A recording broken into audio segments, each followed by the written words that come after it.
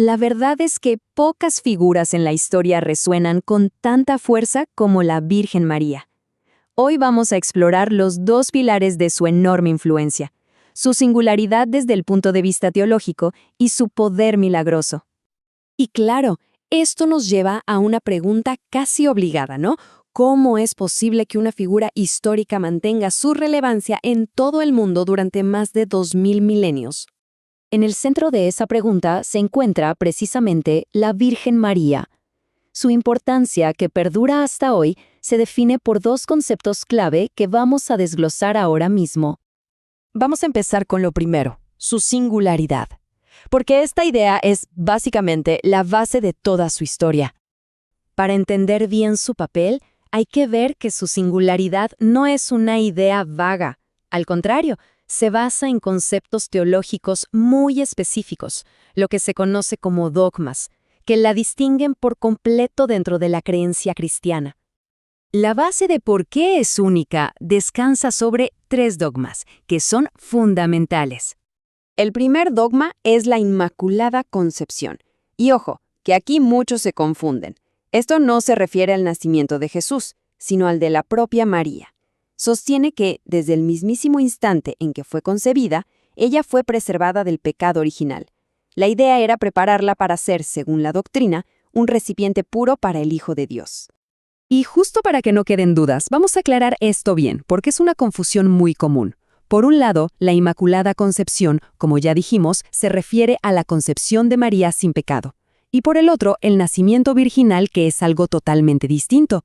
Esto se refiere a la concepción de Jesús por obra del Espíritu Santo. Dos cosas diferentes.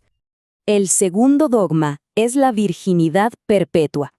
Esta doctrina lo que dice es que María fue virgen antes, durante y después del parto. Pero este estado no es solo algo físico, Simboliza su dedicación total y exclusiva a Dios, reforzando aún más por qué es una figura única. Y finalmente, llegamos al tercer dogma, la Asunción. Esta es la creencia de que, al terminar su vida en la tierra, María no sufrió la corrupción de la muerte como el resto de los mortales, sino que fue llevada al cielo en cuerpo y alma. Es un final que la distinga por completo y que, para los fieles, anticipa la resurrección. Entonces, si juntamos todo, la Inmaculada Concepción, la virginidad perpetua y la Asunción, estos 3 dogmas son como los cimientos teológicos de su estatus. No es solo una santa más, es una figura completamente aparte en la historia de la fe. Y claro, este estatus tan único es la base del segundo pilar de su influencia, su poder de intercesión y, por lo tanto, su rol en los milagros. Para los creyentes, la lógica es muy directa. Esa cercanía tan especial con Dios la convierte en una intercesora poderosísima, en una especie de puente entre la humanidad y lo divino. Esta capacidad de interceder se manifiesta, pues, a través de milagros, que normalmente se clasifican en diferentes categorías. Hablamos de apariciones que se han reportado por todo el mundo, sanaciones que parecen inexplicables, intervenciones que protegen de desastres e incluso conversiones de fe muy profundas. Entonces, cuando combinamos su singularidad teológica con su rol milagroso, el resultado es un legado que perdura y que, de hecho, trasciende la propia religión.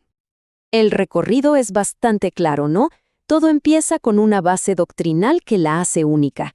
Esto da pie a la creencia en su poder de intercesión divina, y la suma de ambos la consolida finalmente como un icono cultural global.